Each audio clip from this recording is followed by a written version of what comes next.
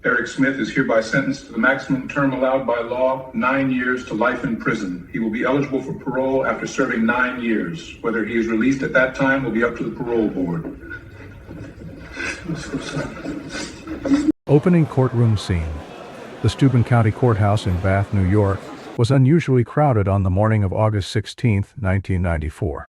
Every seat in the small courtroom was occupied. Reporters from major news networks lined the back wall, their cameras trained on the defense table. Outside, protesters held signs and shouted slogans, some demanding justice, others pleading for mercy. This was not a typical trial in the quiet, rural town of Savona, New York, a place where violent crime was almost unheard of, where people still left their doors unlocked, and children rode their bikes freely through the streets. But nothing about this case was typical. At the defense table sat a 14-year-old boy named Derrick Smith. He was small for his age, barely 5 feet tall, with bright red hair and thick, oversized glasses that magnified his pale blue eyes. He wore a button-down shirt and tie that had been carefully selected by his attorneys to make him look younger, more vulnerable, less threatening. But Derrick Smith was not on trial for shoplifting or vandalism or any of the petty crimes one might associate with a teenager. He was on trial for murder. Second-degree murder, to be precise. The most serious charge that could be levied against a juvenile in the state of New York. The victim was Derrick Robie, a 4-year-old boy with blonde hair and a gap-toothed smile. Derrick had been walking to a summer day camp program on August 2, 1993, just a short walk from his house, less than a quarter mile when he disappeared. His body was found hours later in a wooded area, brutally beaten and sexually assaulted. He had been killed with such violence, such rage, that seasoned investigators wept at the scene. And the person accused of this unthinkable crime was Derrick Smith, who had been 13 years old at the time of the murder. Just 13. A boy who still slept with stuffed animals, who loved riding his bike and playing video games, who had never been in serious trouble before. As Judge Donald Purple entered the courtroom and took his seat at the bench, the room fell silent. This trial would captivate the nation. It would force America to confront uncomfortable questions about childhood, violence, and whether a 13-year-old could truly be evil. "This court is now in session," Judge Purple announced. "We are here for the trial of Derrick M. Smith, charged with second-degree murder in the death of Derrick Joseph Robie. Are both sides ready to proceed?" The prosecutors nodded. The defense attorneys nodded. And Derrick Smith, the red-headed boy at the center of it all, sat motionless, staring at the table in front of him. The search for answers for understanding how a child could commit such a horrific acte was about to begin. Derrick Smith's early life and bullying. To understand what happened on August 2, 1993, we must first understand Derrick Smith. Who was he? What shaped him? And how did a seemingly normal 13-year-old boy become capable of murder? Derrick Matthew Smith was born on January 22, 1980, in Steuben County, New York, to parents Tammy and Ted Smith. From the moment of his birth, Derrick was different. He was born with a condition called protruding occiputa developmental abnormality, in which the back of the skull protrudes more than normal. This gave Derrick's head an unusual shape, which would become more pronounced as he grew older. He also had red hair, bright, unmistakable redan by the time he started school. He wore thick Coke bottle glasses due to severe nearsightedness. He was small for his age, with a slight build and freckled skin that burned easily in the sun. In a small town like Savona, where conformity was valued and differences were noticed, Derrick stood out. And not in a good way. From the time he entered kindergarten, Derrick was bullied relentlessly. Other children called him names freak, retard, Frankenstein. They mocked his appearance, his glasses, his awkward movements. They imitated the way he walked, the way he talked. They excluded him from games, from birthday parties, from any social activity that might have helped him feel like he belonged. Derrick's parents, Tammy and Ted, were aware of the bullying. They complained to teachers and school administrators. They tried to help Derrick develop coping strategies. But in the early 1990s, bullying was often dismissed as kids being kids, something children needed to learn to deal with on their own. The bullying intensified as Eric entered middle school. By the time he was 13, he was a social pariah. He ate lunch alone. He walked through the hallways with his head down, trying to avoid the taunts and shoves. He had no friends to speak of. At home, Eric was described by his parents as a good kid. He did his chores without complaint. He got decent grades. He loved animals, particularly his family's dog.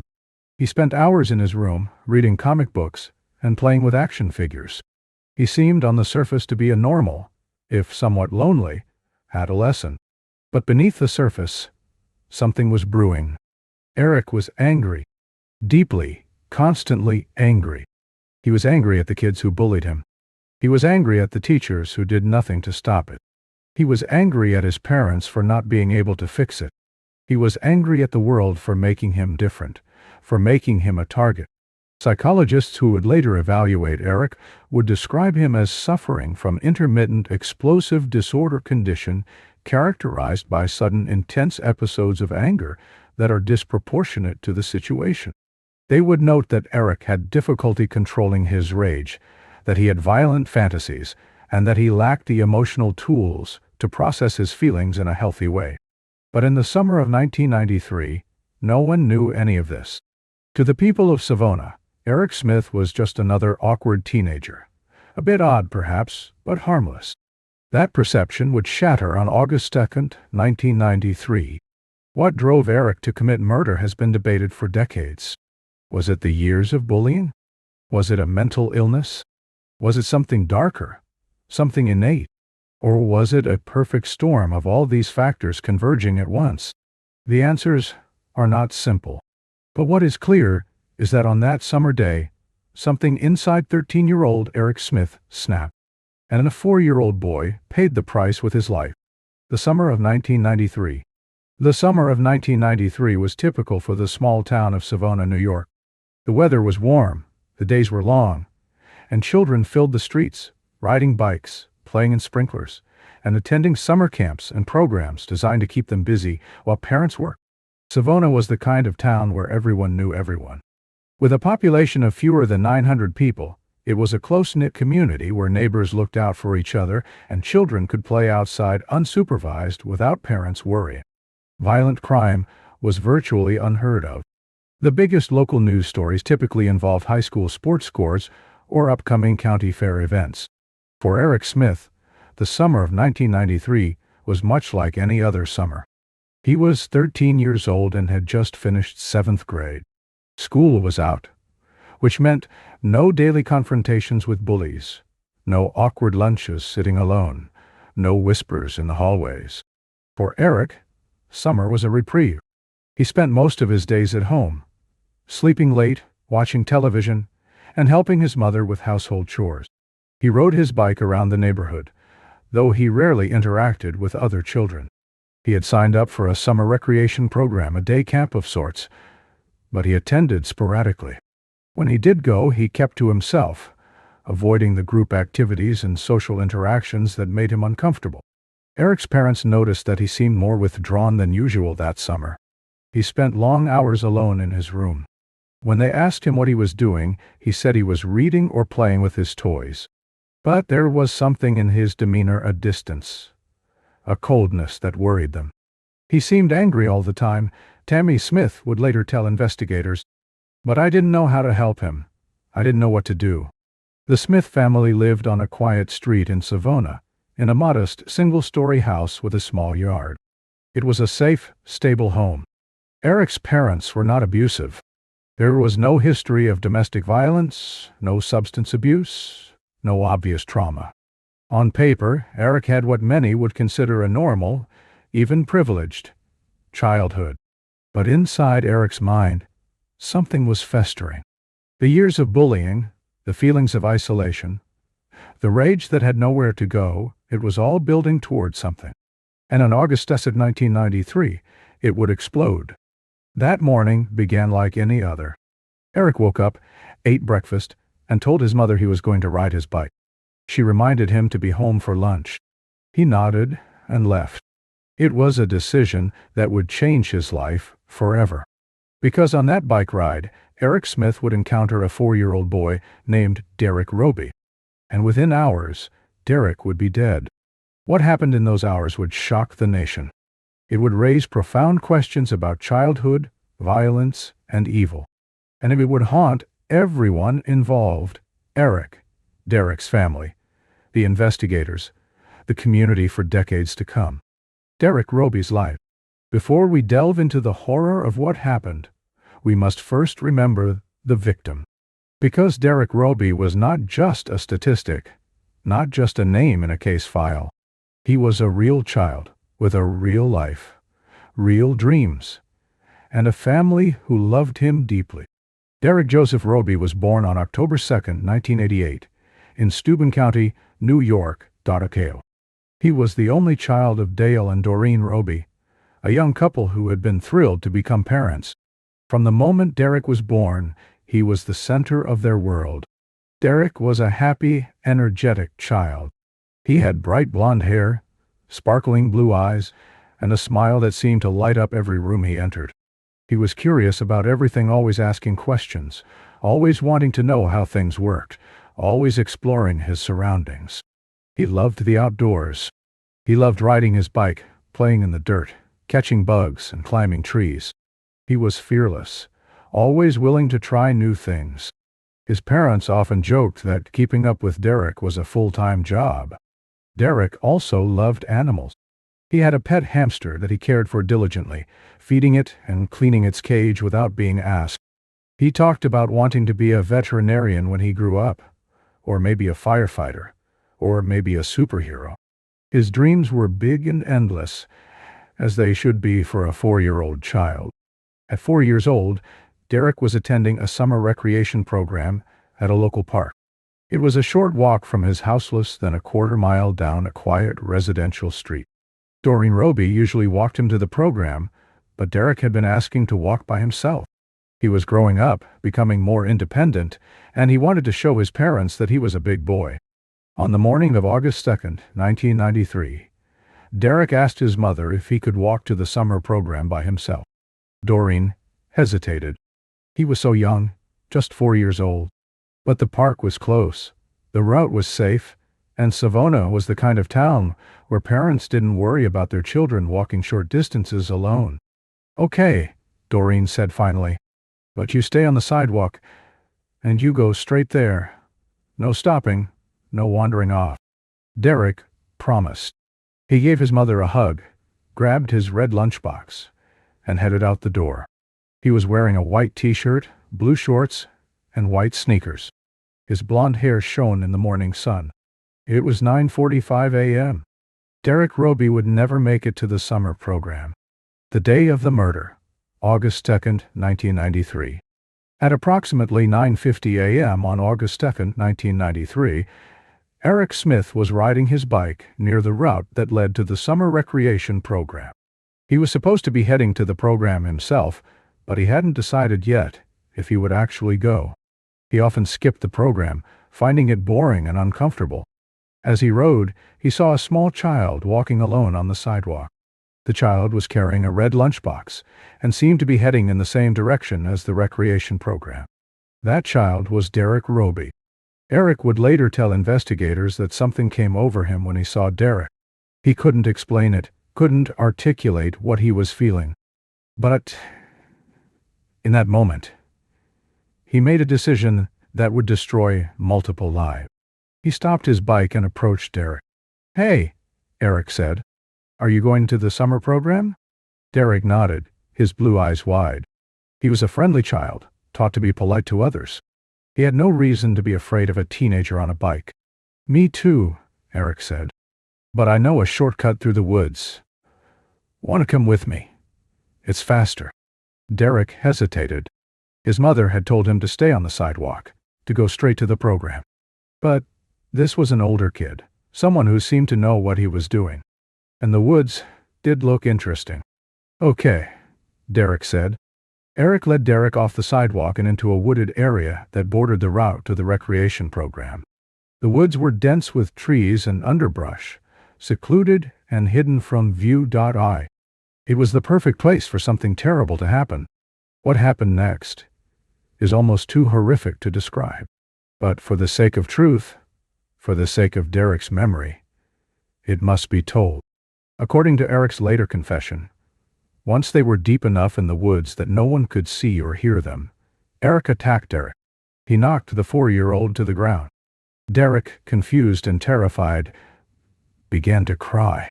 Eric picked up a large rock and struck Derrick in the head. Once, twice, multiple times. Derrick's small body went limp. Limp? But Eric didn't stop. He continued to beat Derrick with the rock, his rage fueling each blow. He then found a larger rock and dropped it on Derrick's chest, crushing his ribcage. And then, in an act that would horrify even seasoned investigators, Eric sexually assaulted Derrick's body with a stick. When it was over, Eric covered Derrick's body with leaves and branches, attempting to hide what he had done. He took Derrick's lunchbox and threw it into the woods. Then, he calmly got on his bike and rode away. The entire attack had taken less than 15 minutes. Eric went home, ate lunch with his family, and spent the afternoon watching television. He showed no signs of distress, no visible indication that anything was wrong. When his mother asked him how his morning had been, he said it was fine. Meanwhile, at the summer recreation program, staff members noticed that Derrick Robie had not arrived. They called his mother Doreen, who immediately felt a cold wave of panic. Derrick had left home over an hour ago. The walk should have taken 5 minutes. Where was her son? The crime scene discovery. By 11:00 a.m., Doreen Robie was frantic. She and her husband Dale had driven the route to the summer program multiple times, searching for any sign of Derrick. They called neighbors, friends, anyone who might have seen a small blond boy walking alone. At 11:30 a.m., they called the police. The Steuben County Sheriff's Office responded immediately. This was Savona town, where children did not go missing. Deputies began searching the area, going door to door, asking residents if they had seen Derrick. A search party formed quickly. Neighbors, friends, and volunteers spread out across the town, calling Derrick's name, checking backyards, looking in ditches and drainage pipes.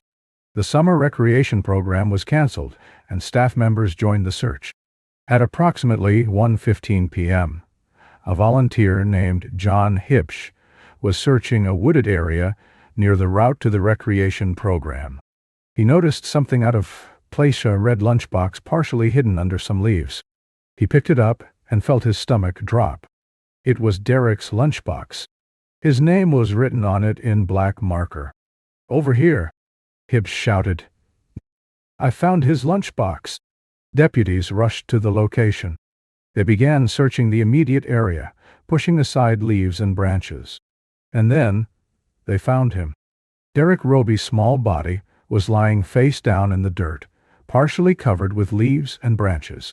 His head was bloodied, his skull visibly fractured. His clothing had been disturbed. There was a large rock next to his body, covered in blood and hair.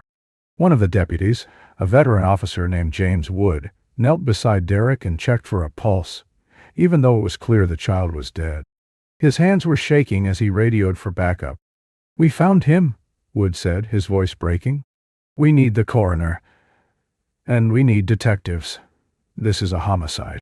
The scene was quickly secured.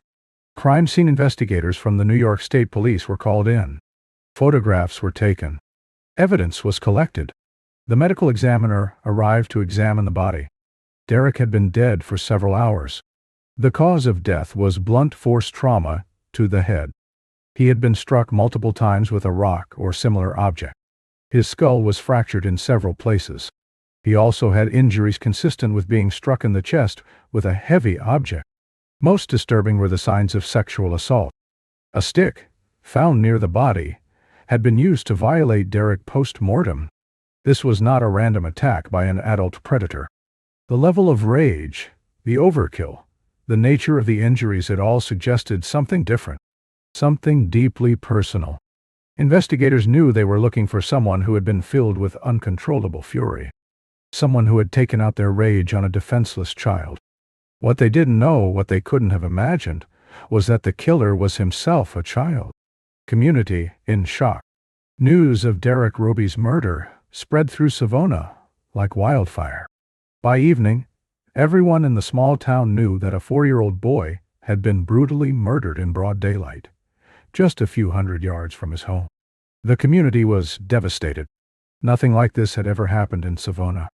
This was a place where violent crime was virtually unknown, where people trusted their neighbors, where children played freely without fear. Vigils were organized. Flowers and stuffed animals piled up at the site where Derrick's body had been found. The local church held a memorial service, and hundreds of people attended, many of them weeping openly. Doreen and Dale Robie were inconsolable. Their only child, their beautiful boy, had been taken from them in the most horrific way imaginable. Doreen blamed herself for letting Derrick walk alone. Dale was consumed with rage, demanding that the police find whoever had done this and bring them to justice. "Find him," Dale told investigators, his voice shaking with fury. "Find the monster who did this to my son." But finding the killer was proving difficult. There were no witnesses. No one had seen Derrick after he left his house. No one had seen him with anyone else. The woods where he was killed were secluded, hidden from view. Investigators conducted hundreds of interviews. They spoke to neighbors, to people who had been in the area that morning, to anyone who might have seen something unusual. They asked about suspicious vehicles, about strangers in town, about anyone with a history of violence or sexual offenses. They checked the sex offender registry for the area. They investigated known pedophiles. They looked into recently released prisoners, but they found nothing. No leads. No suspects.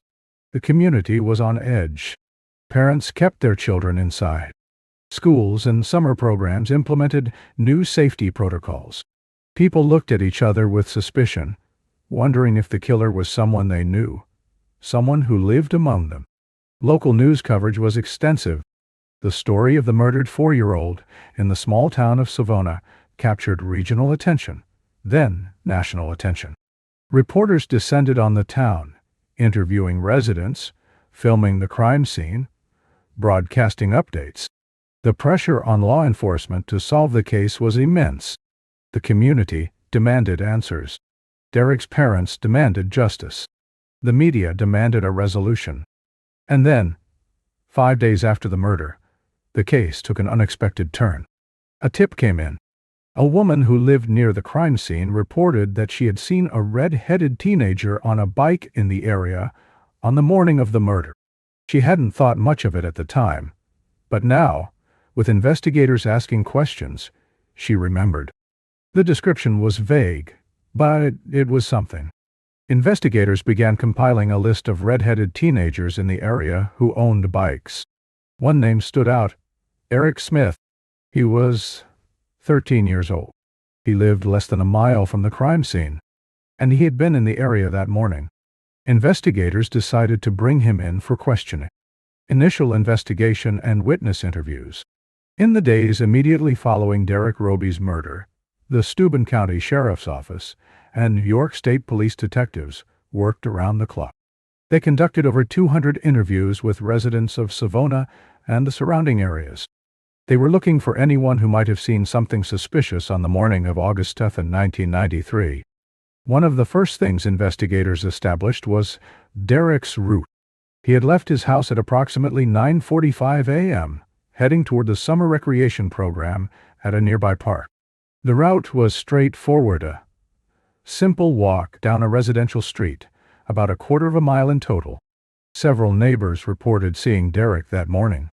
Mrs. Helen Patterson, who lived 2 houses down from the Robies, saw Derrick walking past her house. She waved at him, and he waved back. She described him as looking happy, carrying his red lunchbox. "He was such a sweet boy," Mrs. Patterson told detectives, tears in her eyes. "I can't believe someone would hurt him." Another neighbor, Mr. Robert Chen, reported seeing a red-headed boy on a bicycle near the area where the path to the recreation program intersected with the woods. He couldn't provide a detailed description, but he remembered the bright red hair and the bike. This detail was significant. It suggested that Someone on a bike might have been in the area around the time Derrick disappeared. Investigators also canvassed the summer recreation program, interviewing staff and children who had attended that day. They were looking for anyone who might have seen Derrick or who might have noticed someone suspicious. One counselor, Sarah Mills, mentioned that Eric Smith was supposed to attend the program that day but never showed up. This wasn't unusual. Eric often skipped the program. But in the context of the investigation, it was a detail worth noting. Investigators also interviewed Eric's neighbors.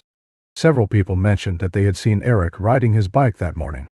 One neighbor, Mrs. Linda Torres, said she saw Eric around 10:00 a.m. riding past her house. She noted that he seemed normal, not agitated or upset. Investigators began to build a timeline. Derrick left his house at 9:45 a.m. He was last seen alive by neighbors around 9:50 a.m. His body was discovered at 1:15 p.m. That meant he was killed sometime between 9:50 a.m. and 1:15 p.m., likely closer to 10:00 a.m., based on the medical examiner's estimate of time of death. Eric Smith had been seen riding his bike in the area during that window. But that didn't necessarily make him a suspect. Lots of children and teenagers rode bikes in Savona. The fact that Eric was in the area was not, on its own, incriminating. But there was something else that caught investigators' attention. When they interviewed Eric's parents, asking routine questions about where Eric had been that morning, they noticed something odd. Eric's mother, Tammy, mentioned that when Eric came home that morning, his clothes had been dirty, as if he'd been playing in the woods. "I asked him about it," Tammy told detectives. "He said he'd been riding his bike on a trail through the woods. I didn't think anything of it at the time." Detectives exchanged glances. A trail through the woods, near the crime scene. They decided to bring Eric Smith in for questioning. It would be a voluntary interview. Eric was a minor, and they didn't have enough evidence to arrest him. But they wanted to hear his story. They wanted to see how he reacted to questions about the murder. On August 7, 1993, 5 days after Derrick's death, detectives contacted Tammy and Ted Smith and asked if they could speak with Eric. The Smiths agreed, believing their son had nothing to hide. It was a decision that would change everything. Eric Smith becomes a suspect. Eric Smith was brought to the Steuben County Sheriff's Office on the afternoon of August 7, 1993. He was accompanied by his parents, who were told that this was a routine interview. Detectives were speaking with everyone who had been in the area on the morning of the murder. Eric seemed calm, perhaps a bit nervous, but not unusually so. He sat in an interview room with his parents beside him. Detectives John Tunney and Charles Wood entered and introduced themselves. "Eric, we're talking to a lot of people who were in the area on Monday morning," Detective Tunney began. "We're just trying to piece together what happened. Can you tell us where you were that morning?" Eric nodded. "Not. I was riding my bike," he said. His voice was quiet, almost monotone. "Where did you ride your bike?" "Just around. I went through the woods on a trail. Then I came home." "What time did you leave the house?" "I don't know. Maybe around 9:30. "And what time did you get home?"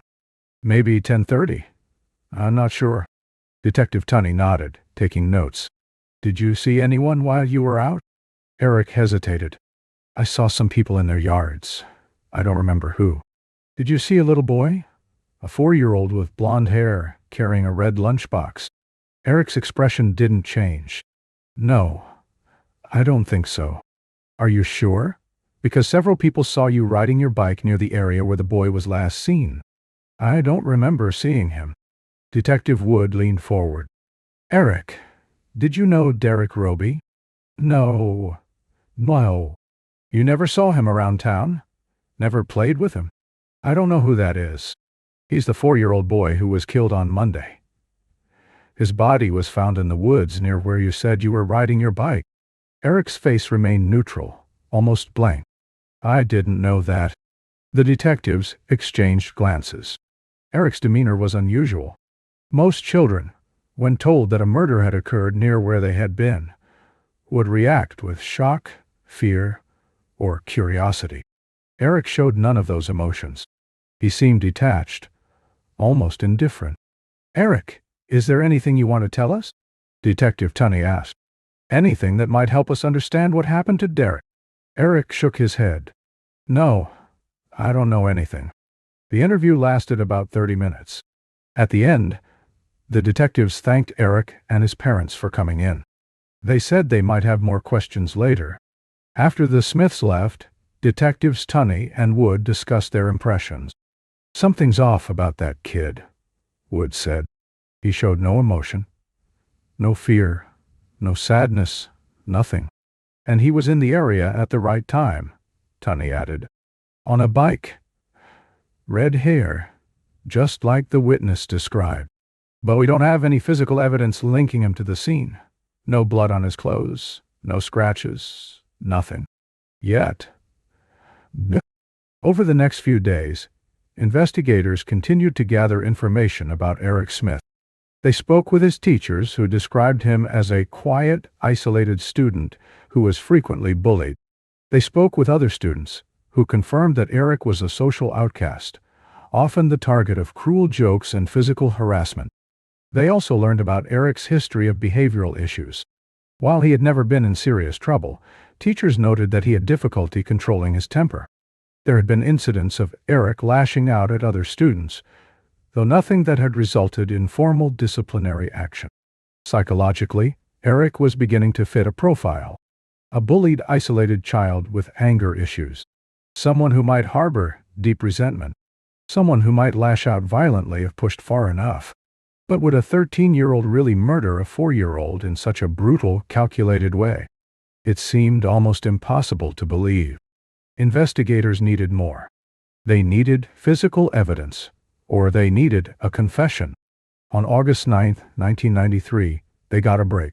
A forensic team processing the crime scene found a small tuft of red hair snagged on a branch near where Derrick's body had been found. The hair was sent to the lab for analysis. The results came back a few days later. The hair was consistent with Eric Smith's hair. It wasn't definitive proof. Hair analysis at that time was not as precise as DNA testing, but it was enough to establish that Eric had likely been at the crime scene.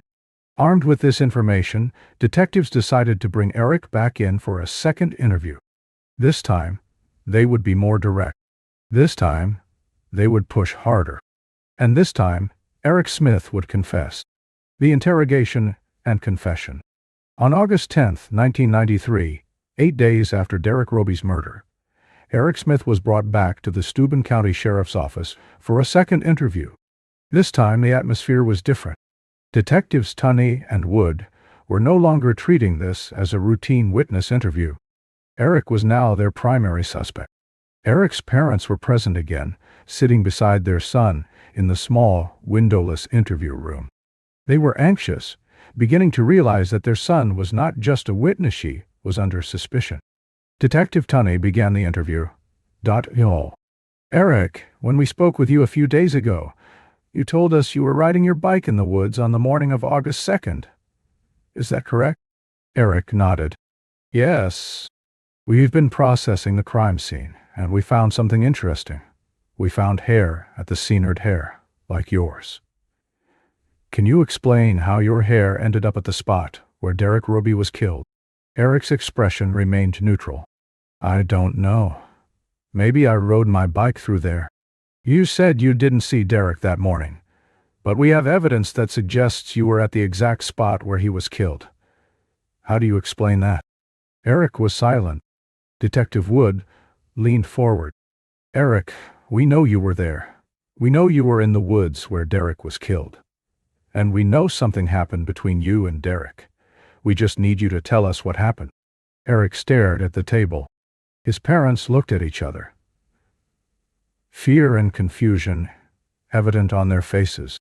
Eric, Tunney said, his voice softer now. If this was an accident, if you didn't mean to hurt him, we need to know. But you have to tell us the truth. There was a long silence. And then, almost inaudibly, Eric spoke. I saw him. You saw Derrick? Yes. Where did you see him? On the sidewalk. He was walking to the summer program. What happened then? Eric took a deep breath. His voice was flat, emotionless. I asked him if he wanted to see a shortcut through the woods. He said okay. So we went into the woods. Tammy Smith gasped. Ted Smith put his hand on his wife's shoulder, his face pale. What happened in the woods, Eric? Tunney asked. He started crying. He wanted to go back. And I got mad. Why did you get mad? I don't know. I just did. What did you do when you got mad? Eric's voice remained flat, almost mechanical. I picked up a rock, and I hit him with it. The room was silent, except for the sound of Tammy Smith sobbing. How many times did you hit him? Tunney asked. I don't know. A lot. And then, what did you do? I covered him with leaves. And I took his lunchbox and threw it away. Then I went home. Detective Wood asked the question that was on everyone's mind. Eric, why did you do this? Why did you hurt Derrick? Eric finally looked up, meeting the detective's eyes. His expression was blank, his voice chilling in its lack of emotion. I don't know, he said. I wanted to hurt someone, and he was there. The confession continued for another hour. Eric provided details that only the killer would know: the type of rock used, the location where he threw the lunchbox, the specific injuries he inflicted. There was no doubt that Eric Smith was telling the truth. When asked about the sexual assault with the stick, Eric admitted to that as well, though he claimed he didn't know why he did it. I just did, he said. Psychologists would later analyze Eric's confession. What struck them was the complete lack of remorse, the absence of any emotional response. Eric described killing Derrick the way someone might describe mowing a lawn, as a series of actions, devoid of feeling or meaning. This emotional detachment would become a central issue in the trial. Was Eric a psychopath, incapable of empathy? Or was he a deeply troubled child whose years of bullying and isolation had damaged him beyond repair? At the end of the interrogation, Detective Tunney read Eric his rights and placed him under arrest. Eric showed no reaction. He didn't cry. He didn't protest. He simply stood up and allowed himself to be handcuffed. Tammy Smith was hysterical. This can't be happening, she sobbed. Not my son, not Eric. Ted Smith sat in stunned silence, unable to process what he had just heard. As Eric was led out of the interview room, one of the deputies later reported that Eric had a slight smile on his face. Whether this was true or an exaggeration born of hindsight, it became part of the narrative. The 13-year-old boy who smiled after confessing to murder. Eric Smith was charged with second-degree murder. He was 13 years old, and he would soon become one of the most infamous juvenile offenders in American history. Arrest and charges. On August 10, 1993, Eric Smith was formally arrested and charged with second-degree murder in the death of Derrick Robie. Under New York law at the time, a 13-year-old could be charged as a juvenile offender for murder, which meant he would be tried in criminal court, not family court.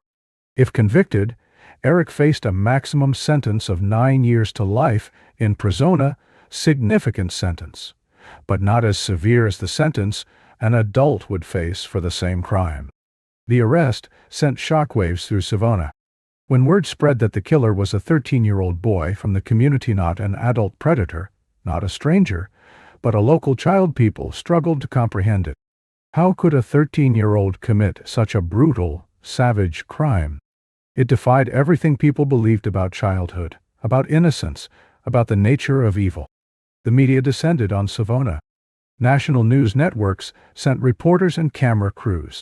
The story of the 13-year-old killer dominated headline. Eric's school photo showing a red-headed boy with thick glasses and a slight smile was broadcast across the country. Derrick's parents, Doreen and Dale Robie, were told that the police had arrested someone for their son's murder. When they learned it was a 13-year-old, they were stunned. I thought it would be an adult, Doreen later said in an interview. Some sick, twisted adult.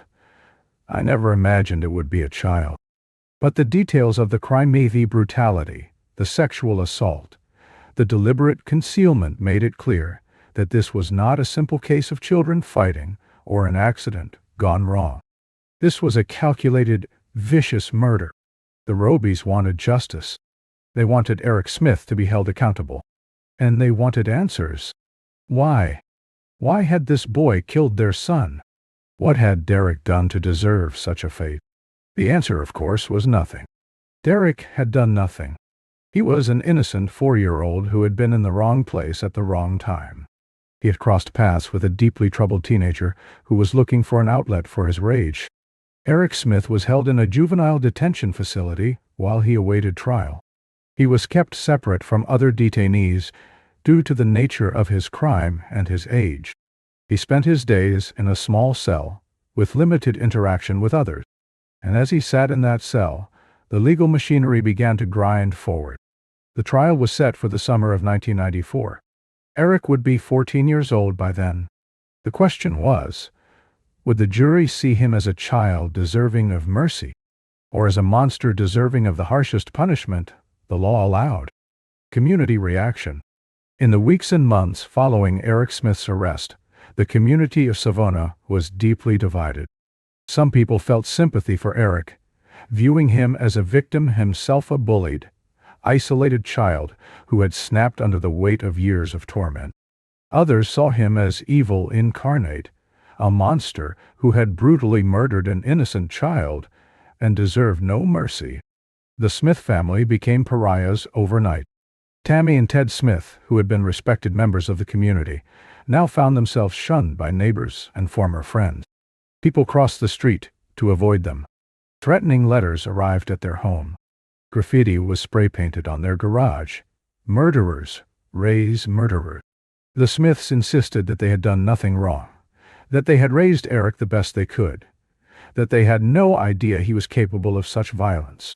But in the court of public opinion, they were guilty by association. "We lost our son, too," Tammy Smith said in a tearful interview with a local news station. "We lost the boy we knew, and we don't understand what happened any more than anyone else does." Meanwhile, the Robie family was struggling to cope with their grief. Doreen Robie barely left the house.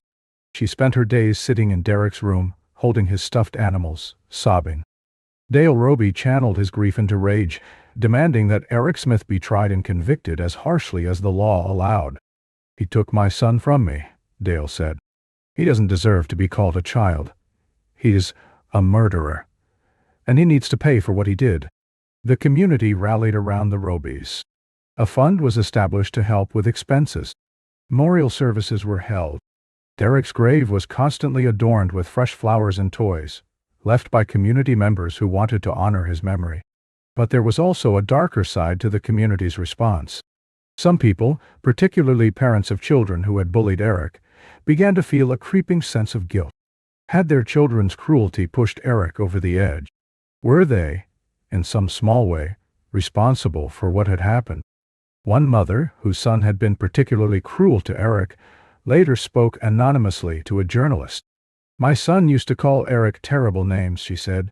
"He used to make fun of his head, his glasses, everything.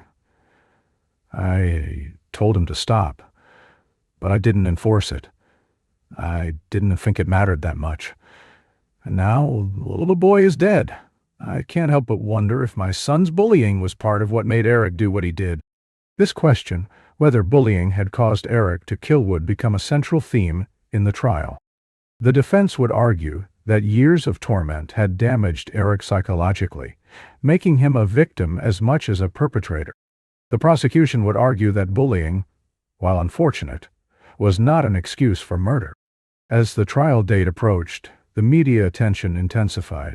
Eric Smith's case became a national conversation about childhood violence, about bullying, about mental health, and about how society should respond when children commit unspeakable acts. And at the center of it all was a 14-year-old boy with red hair, thick glasses, sitting in a jail cell, waiting to learn his fate. Pre-trial motions and media circus. The months leading up to Eric Smith's trial were filled with intense legal maneuvering and unprecedented media attention. The case had captured national interest, and Bath, New York, a small town unaccustomed to such scrutiny, was suddenly overrun with journalists, television crews, and legal analysts. Eric's defense team, led by public defender Kevin Bradley, filed multiple pre-trial motions. The most significant was a motion to have Eric's confession suppressed. Bradley argued that Eric, at 13 years old and with documented emotional and psychological issues, had not fully understood his Miranda rights when he confessed. He argued that the confession had been coerced, that Eric had been manipulated by experienced detectives who knew how to extract statements from vulnerable suspects. Judge Donald Purple heard arguments on the motion in May 1994 Tartar. Prosecutor John Tunney countered that Eric had been read his rights, had understood them, and had voluntarily provided information. Furthermore, Tunney argued, Eric had provided details that only the killer could have known, which confirmed the authenticity of his confession. After careful consideration, Judge Purple ruled that the confession was admissible. Eric had been properly advised of his rights, and his parents had been present during the interrogation. The confession would stand. Bradley also filed a motion to exclude media from the courtroom, arguing that the intense publicity would make it impossible for Eric to receive a fair trial. But Judge Purple denied this motion as well, citing the public's right to access court proceedings. The media coverage was relentless. News programs featured psychologists and criminal profilers speculating about what could make a 13-year-old commit such a brutal crime.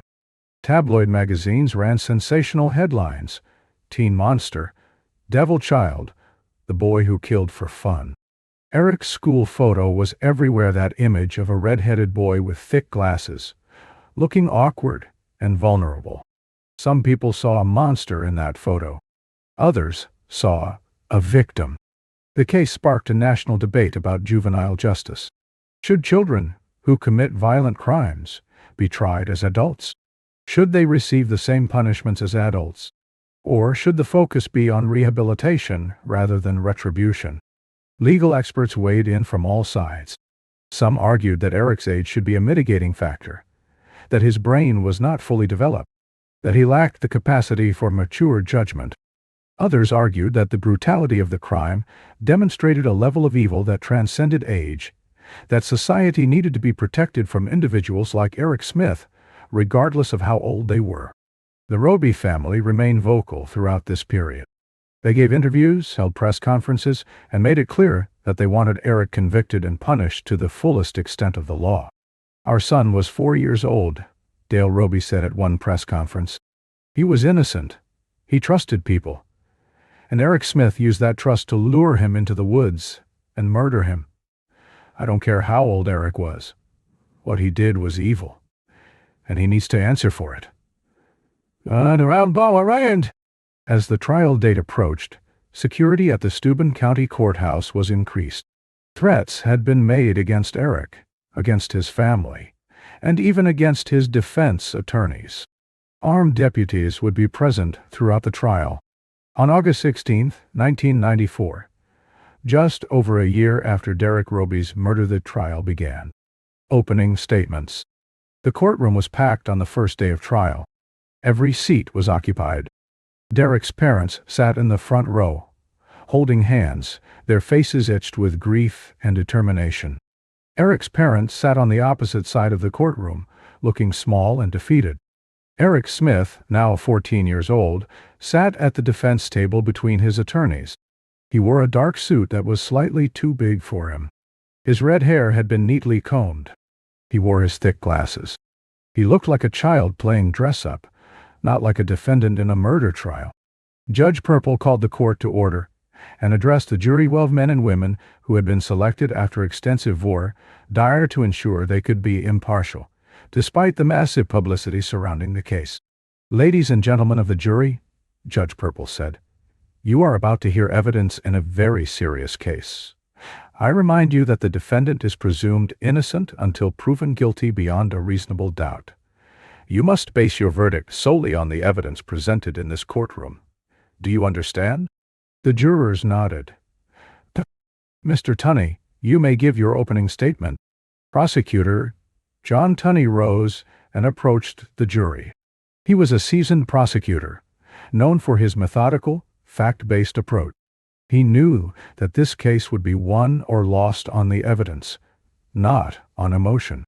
"Ladies and gentlemen," Tunney began, "on August 2, 1993, a 4-year-old boy named Derrick Robie left his house to walk to a summer recreation program. He never made it.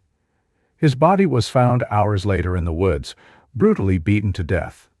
The person responsible for Derrick's death is sitting at that table. His name is Eric Smith. He was 13 years old when he committed this crime. Tunney's voice was calm, steady. He walked the jury through the evidence they would hearth: confession, the physical evidence, the timeline. The defense will tell you that Eric Smith is a victim, that he was bullied, that he has mental health issues, that he didn't fully understand what he was doing. But the evidence will show that Eric Smith knew exactly what he was doing. He planned this crime. He executed it. And then he tried to cover it up. That is not the behavior of a child who doesn't understand right from wrong. That is the behavior of a killer. Tunney returned to his seat. The courtroom was silent. Kevin Bradley rose for the defense. His approach was markedly different, more emotional, more focused on humanizing Eric. Ladies and gentlemen, what happened to Derrick Robie was a tragedy. No one disputes that. But this case is not as simple as the prosecution would have you believe. Eric Smith was 13 years old when this happened. 13. He was not an adult. He was a child who had been tormented and bullied for years, a child who had been diagnosed with serious mental health issues, a child who... Bradley walked the jury through Eric's history of bullying, the isolation, the rage that had built up over years. Eric Smith is not a monster, Bradley said. He is a damaged child who needs help, not punishment. The evidence will show that Eric did not plan this crime, that it was an impulsive act born of years of psychological trauma. And we will ask you to consider that when you reach your verdict. Prosecution's case. Over the next 2 weeks, the prosecution presented a methodical, evidence-driven case. They called witnesses who established the timeline of events, who described the crime scene, and who testified about Eric's behavior before and after the murder. Doreen Robie, Derrick's mother, was one of the first witnesses. She testified about the morning of August 2, 1993, how Derrick had asked to walk to the summer program alone, how she had hesitated but ultimately agreed, how she had never seen her son alive again. Her testimony was emotional and heartbreaking. Several jurors were visibly moved.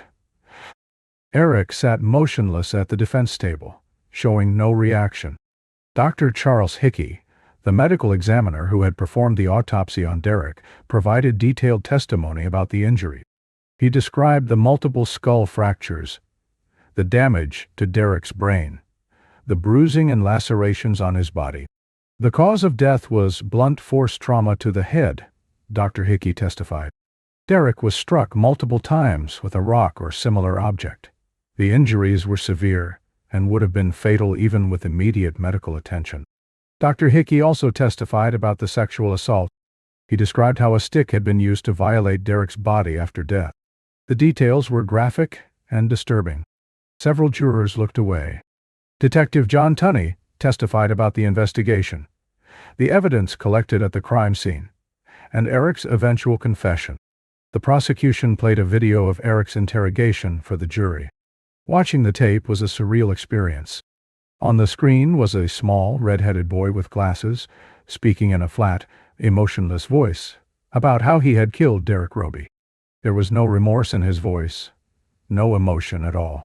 He described the murder the way someone might describe a mundane task: picking up a rock, hitting Derrick, covering the body with leaves. The most chilling moment came when Eric was asked why he had done it. "I wanted to hurt someone," Eric said on the tape. And he was there. The courtroom was silent as the tape played. Several jurors appeared shaken. Forensic evidence was also presented. A hair consistent with Eric's hair had been found at the crime scene. Soil samples from Eric's clothing matched soil from the area where Derrick was killed. Eric's fingerprints were found on Derrick's lunchbox, which had been discarded in the woods. The prosecution also called several witnesses who testified about Eric's behavior in the days following the murder.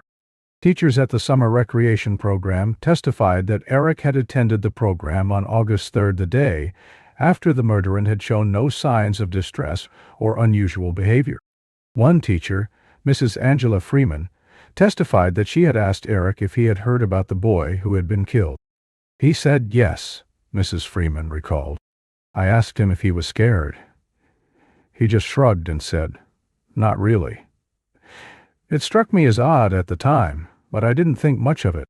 The prosecution's case was strong. They had Eric's confession, supported by physical evidence and witness testimony. They had established that Eric had been in the area at the time of the murder, that he had lured Derrick into the woods, and that he had killed him in a brutal, calculated manner. But the defense had not yet presented their case, and they had a very different story to tell. Defense's case and psychiatric testimony. The defense's strategy was to humanize Eric Smith and to argue that he was not a cold-blooded killer, but a deeply troubled child who had acted impulsively during a moment of psychological crisis. Kevin Bradley called several witnesses who testified about the bullying Eric had endured. Former classmates described how Eric had been relentlessly mocked and excluded. They recounted incidents where Eric had been called names, pushed in the hallways, and physically assaulted. One classmate, Jennifer Mason, testified that she had witnessed other students knocking Eric's glasses off his face and stepping on them. They called him freak and retard, Jennifer said. It was really cruel. I felt bad for him, but I never said anything. I was afraid if I stood up for him, they'd start picking on me too. Teachers testified that they had been aware of the bullying but had felt powerless to stop it. We tried to intervene when we saw it happening, said Mr. Robert Paulson, Eric's 7th grade math teacher. But it was relentless, and Eric never reported it. He just took it. The defense also presented evidence of Eric's troubled emotional state. His mother, Tammy Smith, testified about Eric's increasing withdrawal and anger in the months leading up to the murder. He seemed so angry all the time, Tammy said, tears streaming down her face. But I didn't know how to help him. I didn't know it was this bad. If I had known, if I had any idea he was capable of this, I would have done something. I would have gotten him help. Mr. Corsican. But the centerpiece of the defense's case was the psychiatric testimony. The defense called Dr. Stephen Herman, a psychiatrist who had evaluated Eric extensively after his arrest. Dr. Herman testified that Eric suffered from intermittent explosive disorder, a condition characterized by sudden, intense episodes of anger that are disproportionate to the situation. He explained that individuals with this disorder often have difficulty controlling their rage and may act violently during episodes. Eric has a very low frustration tolerance, Dr. Herman explained. When he becomes frustrated or angry, he has difficulty regulating his emotional response. This is compounded by the years of bullying and social rejection he experienced, which created a deep well of rage that he had no healthy outlet for. Dr. Herman also testified that Eric had difficulty understanding the permanence of death. At 13, Eric's cognitive development was not fully mature. He understood that hitting someone with a rock would hurt them, but I'm not certain he fully grasped that his actions would result in permanent death. On cross-examination, Prosecutor Tunney challenged this assertion. Dr. Herman, Eric covered Derrick's body with leaves after he killed him. Doesn't that suggest he knew Derrick was dead and was trying to hide the evidence? It could suggest that, Dr. Herman conceded. Or it could suggest that Eric was in a state of panic and confusion and was acting on instinct rather than rational thought. Tunney pressed further. Eric also sexually assaulted Derrick's body with a stick. How do you explain that? Dr. Herman paused. That is more difficult to explain. It suggests a level of sadism that is concerning. It's possible that Eric was acting out anger in a sexualized way, which is not uncommon in cases of extreme rage. But I cannot definitively explain why he did that. The defense also called Dr. Richard Samuels, a psychologist who testified about the effects of chronic bullying on children. Dr. Samuels explained that children who are bullied over long periods often develop deep-seated anger and resentment. They may fantasize about hurting those who have hurt them, and in rare cases they may act on those fantasies. Eric Smith did not wake up on August 2nd and decide to kill someone, Dr. Samuels testified. What happened that day was the culmination of years of psychological trauma. He saw Derrick, a small, vulnerable child, and in that moment, all of his rage, all of his pain came out. It was not premeditated. It was an explosion of pent-up emotion. But Tunney challenged this as well. Dr. Samuels. Eric lured Derrick into the woods by offering to show him a shortcut. Doesn't that suggest premeditation? It suggests planning in the moment, Dr. Samuels replied. But not long-term premeditation. Eric saw an opportunity and acted on impulse. The defense rested its case after 5 days of testimony. They had painted a picture of Eric as a victim, a bullied, mentally ill child who had snapped under the weight of years of torment. But would the jury buy it? Closing arguments. On August 30, 1994, after 2 weeks of testimony, the trial moved to closing arguments. Prosecutor John Tunney stood before the jury and delivered a powerful, emotional summation. Ladies and gentlemen, the defense wants you to believe that Eric Smith is a victim, that he was bullied, that he has mental health issues, that what happened on August 10, 1993 was an impulsive act, a moment of rage that he couldn't control. But the evidence tells a different story. Tunney walked the jury through the facts. Eric lured Derrick into the woods. He didn't stumble upon him by accident. He didn't lose control in a moment of anger. He made a deliberate choice to take Derrick into a secluded area where no one could see or hear what he was about to do. And then he killed him. He beat him with rocks until his skull was fractured. He dropped a large rock on his chest, crushing his ribs.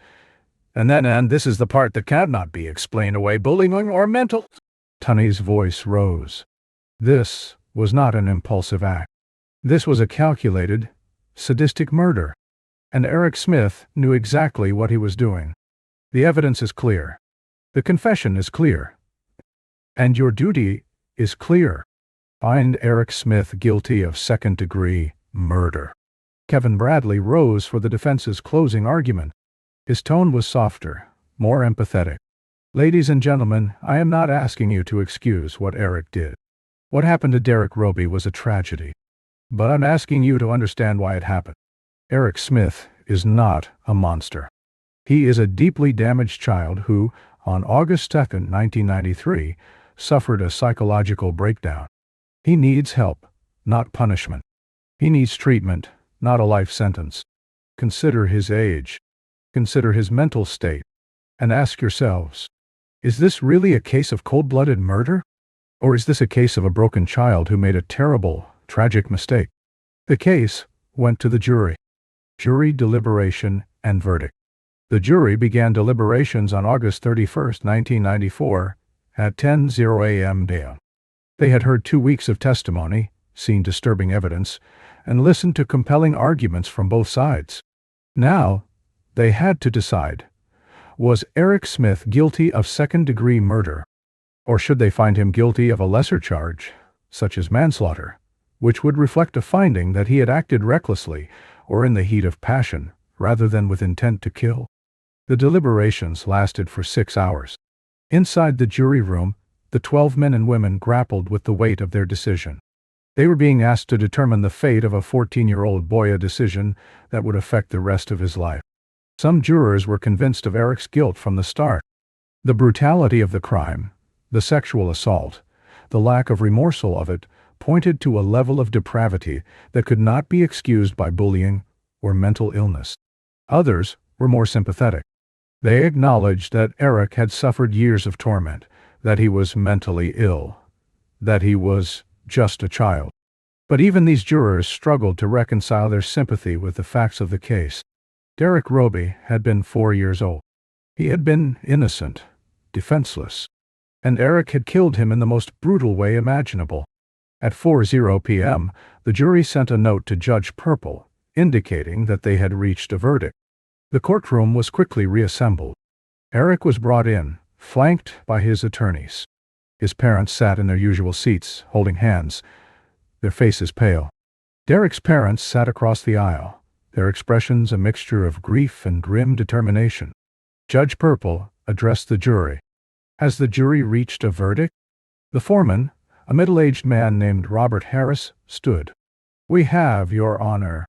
What is your verdict? In the matter of the State of New York versus Eric Smith, on the charge of second-degree murder, we, the jury, find the defendant guilty. The courtroom erupted. Derrick Robie burst into tears, burying her face in her husband's shoulder. Derrick Robie closed his eyes, his face a mixture of relief and sorrow. On the other side of the courtroom, Tammy Smith let out a wail of anguish. Ted Smith sat frozen, his face expressionless. Eric showed no reaction. He sat motionless, staring straight ahead, his face blank. Judge Purple banged his gavel, calling for order. The jury has spoken. The defendant has been found guilty of second-degree murder. Sentencing will take place in 30 days. This court is adjourned. As Eric was led out of the courtroom in handcuffs, reporters rushed out to file their stories. The verdict was national news within minutes. Headlines blared. 14-year-old convicted of murder. Teen killer found guilty. Justice for Derrick. But for many people, the question remained.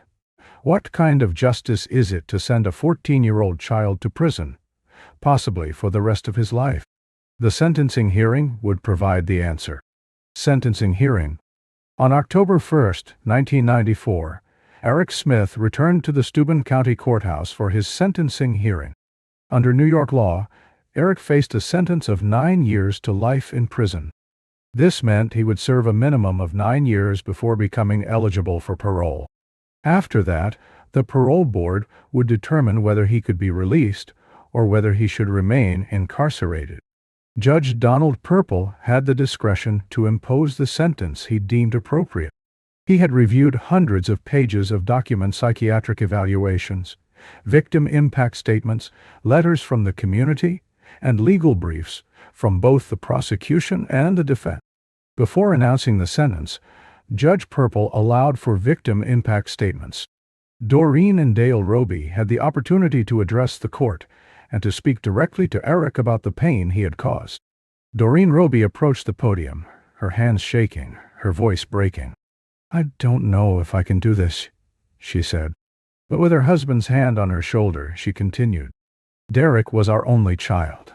He was our whole world. He was sweet and funny and full of life. He loved animals and playing outside and making people laugh. He was 4 years old. He had his whole life ahead of him. And Eric Smith took that away from him.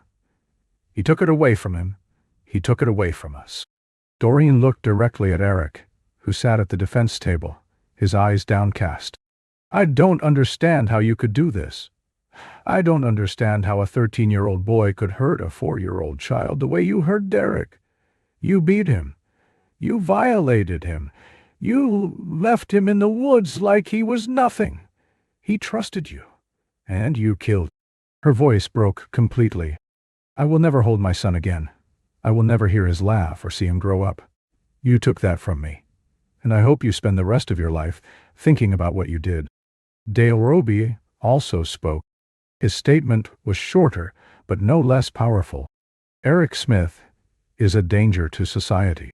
He has shown no remorse for what he did. He has not apologized. He has not shed a single tear. If he is released, he will kill again. I have no doubt about that. I am asking this court to impose the maximum sentence. Keep him locked up. Protect other families from experiencing what we have experienced. The defense presented their own witnesses. Tammy Smith addressed the court, pleading for mercy for her son, Art.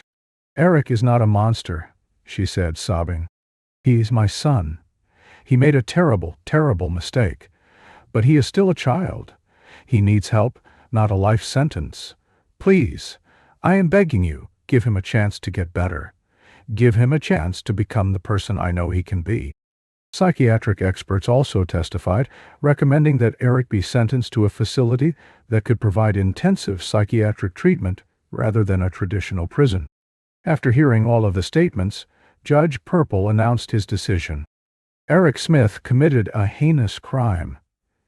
He took the life of an innocent 4-year-old child in a brutal, sadistic manner.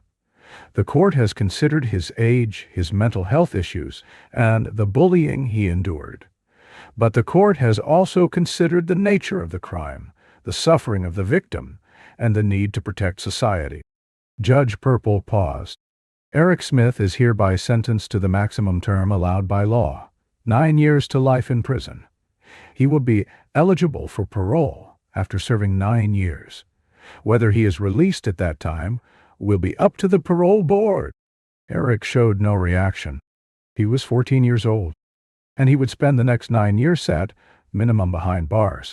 Derrick in prison, youth to adulthood. Derrick Smith was initially sent to a juvenile detention facility in upstate New York. Because he had been convicted as a juvenile offender, he was not sent to an adult prison at least not immediately. The facility where he was housed was designed for young offenders, with an emphasis on education and rehabilitation. Derrick's first years in custody were difficult. He was isolated from other inmates due to the nature of his crime.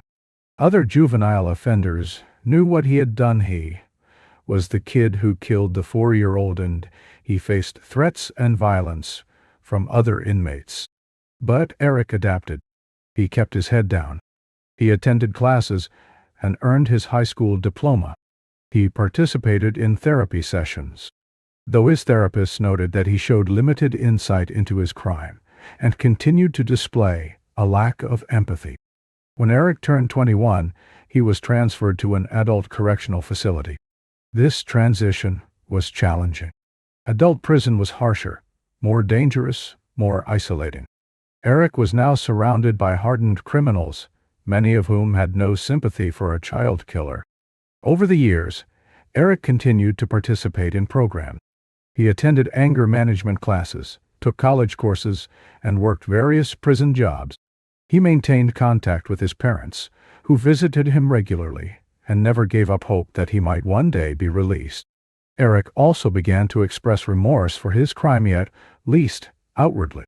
In letters and in therapy sessions, he spoke about regretting what he had done, about wishing he could take it back. But skeptics questioned whether this remorse was genuine or whether Derrick had simply learned to say what people wanted to hear. Psychologists who evaluated Derrick over the years noted that he remained emotionally detached. He could discuss Derrick's murder in a clinical, detached way, but he struggled to express genuine emotion about it. This raised concerns about whether Derrick truly understood the gravity of what he had done, or whether he was simply mimicking the appropriate responses. Still, Derrick was, by all accounts, a model prisoner. He had no disciplinary infractions. He followed the rules. He was polite and cooperative with staff. And as the years passed, he began to prepare for his first parole hearing. In 2002, after serving 9 years in custody, Derrick Smith became eligible for parole. He was 22 years old, an adult now, no longer the red-headed 13-year-old who had committed murder. He had spent nearly a third of his life behind bars. Would the parole board release him? Or would they determine that he remained a danger to society? The answer would come at his first parole hearing, and it would set the tone for the next 2 decades of his life. Derrick Smith's first parole hearing took place in October 2002. He appeared before a panel of 3 parole commissioners who reviewed his case file, his behavior in prison, and his psychological evaluations. The hearing was brief. Derrick expressed remorse for his crime and stated that he had changed, that he was no longer the angry, troubled 13-year-old who had killed Derrick Robie. He talked about the therapy he had received, the education he had completed, and his plans for the future if released. But the parole board was not convinced. They noted that Derrick had committed an extraordinarily brutal crime at a young age, that he had shown limited insight into his behavior, and that there was a significant risk he could reoffend. The board denied parole. Derrick was devastated. His parents were heartbroken. But this would not be Derrick's last chance. Under New York law, inmates denied parole can reapply every 2 years. In 2004, Derrick appeared before the parole board again. The result was the same: denied. And again in 2006, denied. And again in 2008. Denied. Each time the parole board cited the same concerns: the brutality of the crime, the young age of the victim, the sexual nature of the assault, and the lack of convincing evidence that Eric had truly changed. Derrick's parents, Doreen and Dale Robie, attended every parole hearing. They submitted victim impact statements and spoke before the board, pleading with them not to release Eric. "He killed our son," Dale said at the 2010 hearing. "He has never truly taken responsibility. He has never shown genuine remorse. And if you release him, he will kill again. I know it." The parole board continued to deny Eric's release. By 2020, Eric had been denied parole 10 times. He was now 40 years old. He had spent 27 years in prison, more than 2/3 of his life. But Eric refused to give up. He continued to participate in programs, to express remorse, to build a case for his release. And in 2022, he would finally get the opportunity that had eluded him for so long. 11th parole hearing. Granted. On October 27, 2021, Eric Smith appeared before the parole board for the 11th time. He was 41 years old now, a middle-aged man who bore little resemblance to the red-headed 13-year-old who had killed Derrick Robie 28 years earlier. Eric had prepared extensively for this hearing. He had worked with attorneys, therapists, and advocates who believed he had served enough time and deserved a chance at freedom. He had practiced his statement, carefully crafting words that would demonstrate remorse, insight, and rehabilitation. The hearing was conducted via video conference due to COVID-19 protocol. Eric appeared on screen from the correctional facility where he was housed. 3 parole commissioners sat on the other side, reviewing his file on their monitors. Commissioner Patricia Bennett began the questioning. "Mr. Smith, you've appeared before this board 10 times, and 10 times you've been denied parole. Why should this time be different?" Eric took a deep breath. He had been asked this question before, but this time, his answer was different. "I've spent 28 years thinking about what I did," Eric said, his voice steady. "For a long time, I didn't really understand it. I knew I had killed Derrick.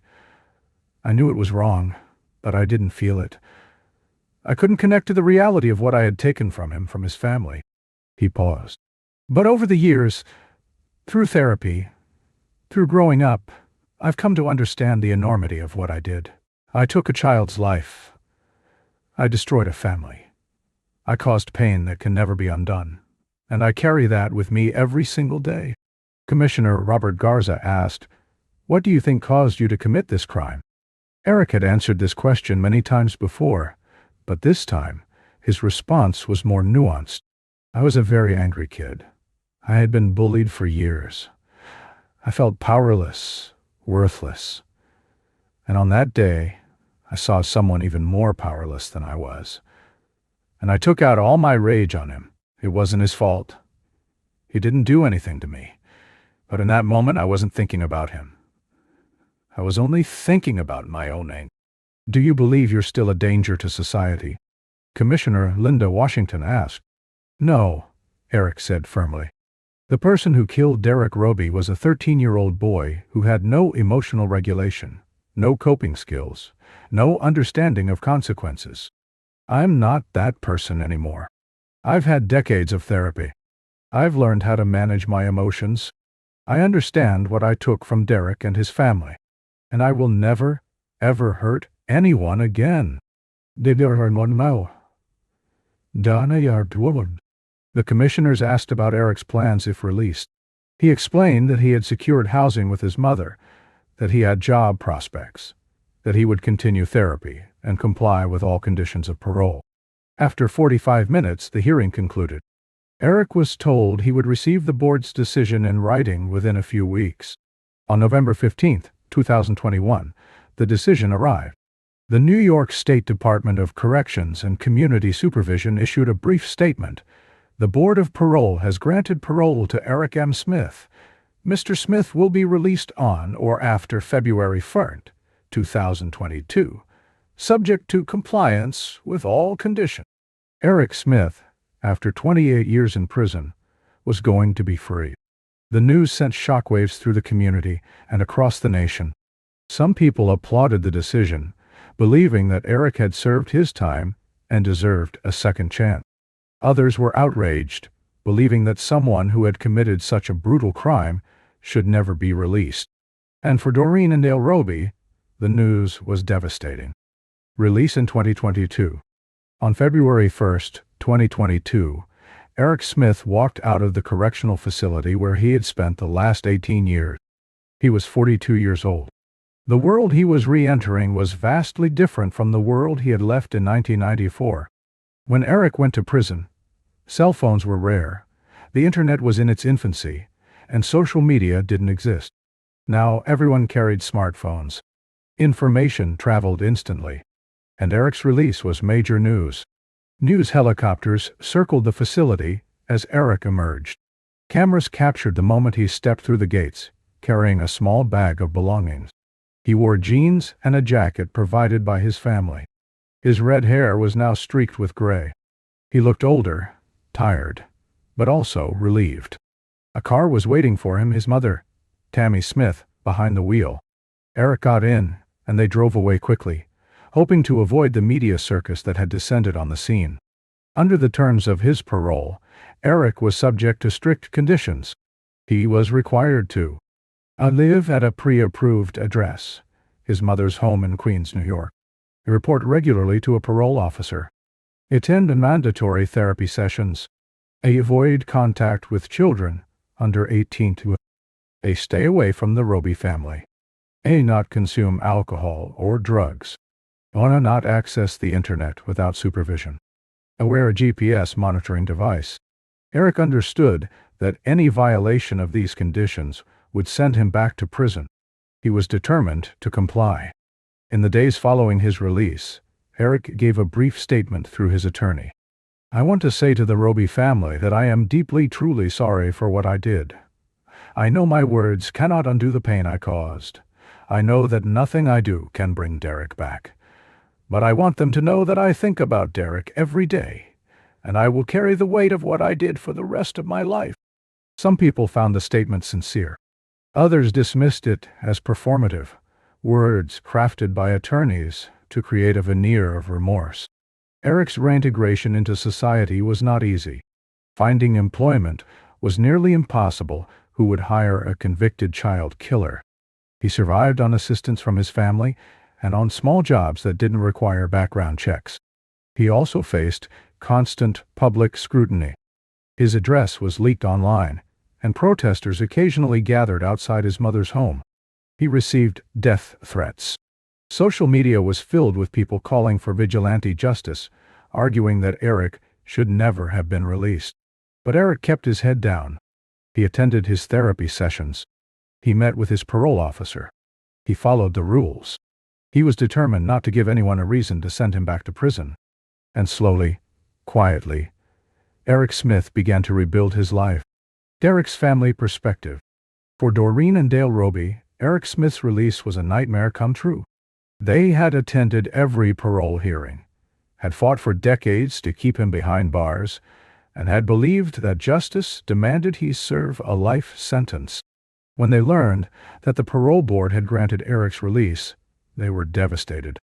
It feels like we've been victimized all over again, Doreen said in an interview with a local news station. Eric Smith took our son from us. And now, after 28 years, the system is saying that's enough, that he's paid his debt. But our son is still dead. We will never see him again. How is that justice? Dale was angrier, more direct. Eric Smith is a killer. He murdered a 4-year-old child in the most brutal way imaginable. And now he's free. He gets to walk around, breathe fresh air, live his life. Meanwhile, our son is in a grave. This is not justice. This is a failure of the system. The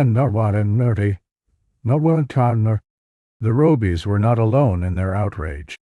Victims' rights groups rallied around them, arguing that the parole system was too lenient, that it prioritized the rights of offenders over the rights of victims. But there were also voices of support for the parole board's decision. Criminal justice reform advocates argued that Eric had been 13 years old when he committed the crime, that he had been mentally ill, and that 28 years in prison was more than sufficient punishment for a juvenile offender. Eric Smith was a child when he committed this crime, said Jennifer Lawson, a criminal justice attorney and advocate. He has spent his entire adult life in prison. He has completed programs, earned his education, and shown genuine rehabilitation. At some point, we have to ask, what is the purpose of incarceration? Is it punishment? Rehabilitation? Protection of society? Eric poses no threat to society today. He has paid his debt. The Robies disagreed vehemently. To them, Eric Smith could never pay the debt he owed. No amount of time in prison could equal the loss of their son. As the anniversary of Derrick's death approached each year, the Robies continued to visit his grave, to honor his memory, and to advocate for stronger laws that would keep violent juvenile offenders behind bars for longer. Derrick will never be forgotten, Doreen said, and we will never stop fighting for him. Public reaction to release. The public reaction to Eric Smith's release was swift and divided. Social media exploded with opinions from all sides. On platforms like Twitter, Facebook, and Reddit, debates raged. Some people expressed outrage, posting messages like, "Eric Smith murdered a 4-year-old, and now he's free. This is disgusting. He should rot in prison for the rest of his life." Others defended the decision.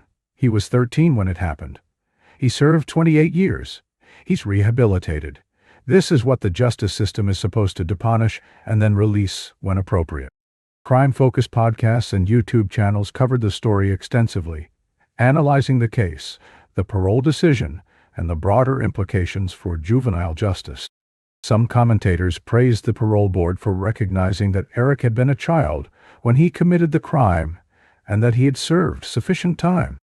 They pointed to research showing that adolescent brains are not fully developed, particularly in areas related to impulse control and understanding consequences. Others argued that the brutality of the crime, sexual assault, the overkill, the lack of remorse at the time, demonstrated a level of depravity that transcended age, and that releasing Eric was a mistake that could endanger the public. Legal experts weighed in as well. Professor David Mitchell of Cornell Law School noted, "The Eric Smith case highlights the tension in our justice system between punishment and rehabilitation, particularly when it comes to juvenile offenders. The science is clear that adolescents are different from adults, and that they have a greater capacity for change. The question is, at what point do we recognize that change and allow for reintegration into society?" Victims' rights organizations issued statements condemning the release. "This sends a terrible message," said Laura Henderson, president of the National Organization for Victim Assistance. "It tells victims' families that their loved ones' lives don't matter. It tells killers that if they just wait long enough, they'll eventually be released." Meanwhile, in Savona, the community where Derrick had been killed, the reaction was mixed.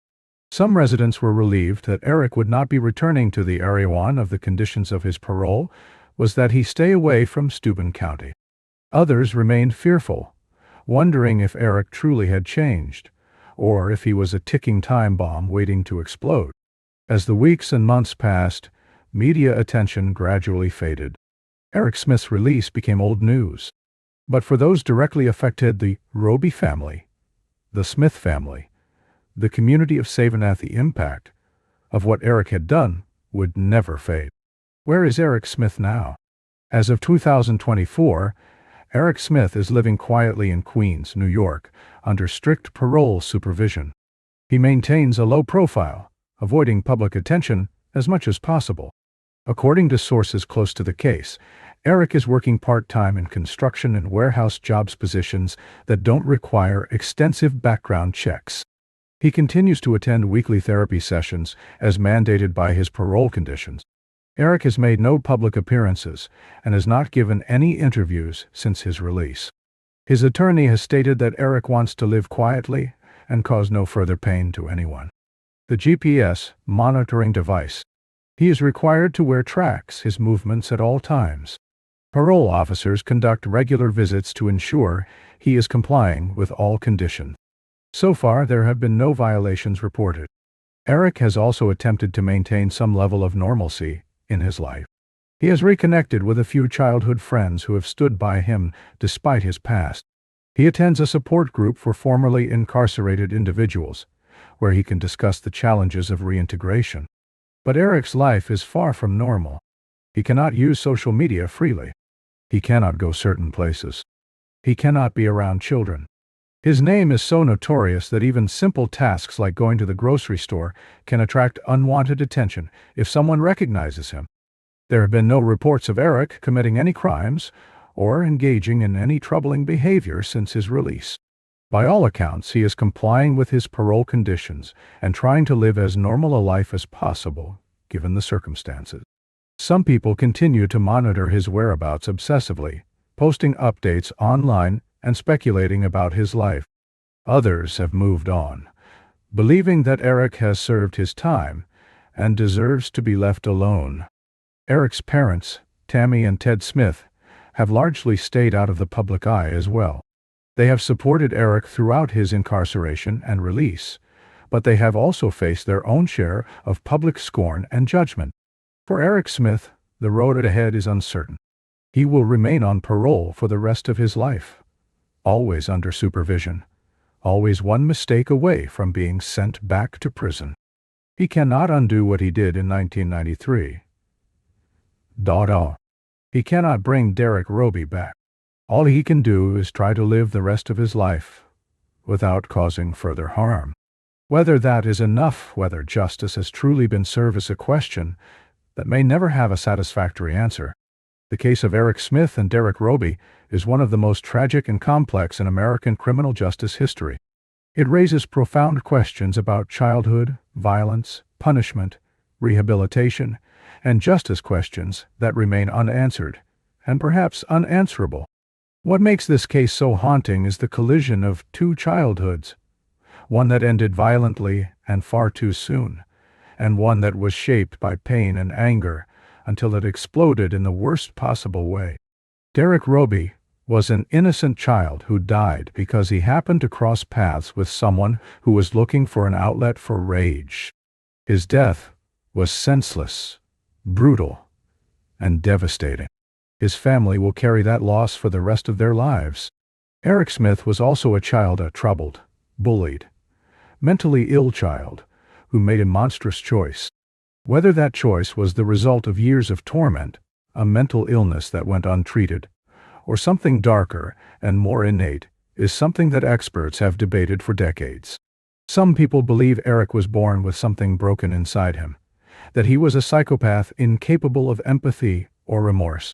Others believe that Eric was a product of his environment, that years of bullying and rejection created a reservoir of rage that eventually overflowed. The truth is likely somewhere in between. Eric was a child with serious mental health issues who grew up in an environment that exacerbated those issues. He lacked the emotional tools to cope with the pain he experienced. And on August 5, 1993, he made a decision that destroyed multiple lives. The question of what to do with child offenders like Eric Smith is one that societies around the world continue to grapple with. Do we treat them as children, recognizing that their brains are still developing and that they have a greater capacity for rehabilitation than adults? Or do we treat them as adults, holding them fully accountable for their actions regardless of age? The United States has moved toward a more rehabilitation-focused approach in recent years. The Supreme Court has issued multiple rulings recognizing that juveniles are different from adults and that the harshest punishments, such as life without parole, should be reserved for the most extreme cases and should not be mandatory. But for victims' families like the Robies, these legal distinctions offer little comfort. Their child is still dead. Their pain is still raw, and no amount of rehabilitation or second chances for the offender can change that. There is also the question of whether Eric truly has changed. His supporters point to his decades of therapy, his clean disciplinary record in prison, and his expressions of remorse as evidence that he is no longer the angry, troubled 13-year-old who killed Derrick. His detractors argue that Eric has simply learned to say the right things, that his remorse is performative, and that he remains a danger to society. Only time will tell. If Eric successfully reintegrates into society, if he lives the rest of his life without committing further crimes, then perhaps the parole board's decision to release him will be vindicated. But if he reoffends, if he hurts someone else, then the consequences will be catastrophic not just for the new victims, but for the credibility of the parole system and for public trust in rehabilitation. What is clear is that there are no winners in this case. Derrick Robie lost his life. Doreen and Dale Robie lost their son and have spent nearly 3 decades living with unimaginable grief. Eric Smith lost his childhood and his freedom, spending 28 years behind bars. The Smith family has been ostracized and stigmatized. The community of Savona lost its innocence and sense of safety. And all of us are left with uncomfortable questions about the nature of evil, the capacity for redemption, and the limits of justice. As we reflect on this case, perhaps the best we can do is remember Derrick Robie not as a victim in a notorious crime, but as a 4-year-old boy who loved animals, who had a gap-toothed smile, who made his parents laugh, and whose life was full of promise. He deserved to grow up. He deserved to live. And that is the tragedy at the heart of this case here. Tragedy that no amount of punishment, rehabilitation, or debate can ever undo. Legal impact. The Eric Smith case had a significant impact on juvenile justice law, particularly in New York State. In the years following Eric's conviction, there was increased scrutiny of how the state handled juvenile offenders who committed serious crimes. In 2017, New York State raised the age of criminal responsibility from 16 to 18, meaning that more young offenders would be handled in the juvenile justice system rather than adult criminal courts. This change was influenced in part by cases like Eric Smith's, which highlighted the developmental differences between adolescents and adults. The case also contributed to national conversations about mandatory sentencing for juveniles. The U.S. Supreme Court's decisions in Miller v. Alabama, 2012, and Montgomery v. Louisiana, 2016, established that mandatory life without parole for juveniles is unconstitutional, recognizing that children have a greater capacity for change and rehabilitation than adults. Eric's case is frequently cited in legal scholarship and in debates about juvenile justice reform. It serves as a powerful example of the tension between accountability and rehabilitation, and of the challenges inherent in determining appropriate punishments for children who commit violent crimes. The legacy of the case continues to influence policy discussions about how society should respond to juvenile offenders. Psychological lessons. From a psychological perspective, the Eric Smith case offers important lessons about childhood development, trauma, and the warning signs of violence. First, the case underscores the serious impact of chronic bullying on children's mental health. Eric was relentlessly bullied for years, and that bullying contributed to his deep-seated anger and feelings of powerlessness. While bullying does not excuse violence, it is a risk factor that schools and parents must take seriously. Second, the case highlights the importance of early intervention. Eric showed warning signs: difficulty controlling anger, social isolation, fantasies of violence that, if properly addressed, might have prevented the tragedy. Mental health resources for children, particularly those who are struggling socially and emotionally, are critical. Third, the case demonstrates the complexity of assessing risk in juvenile offenders. Eric was 13 when he killed Derrick, but he spent 28 years in prison before being released.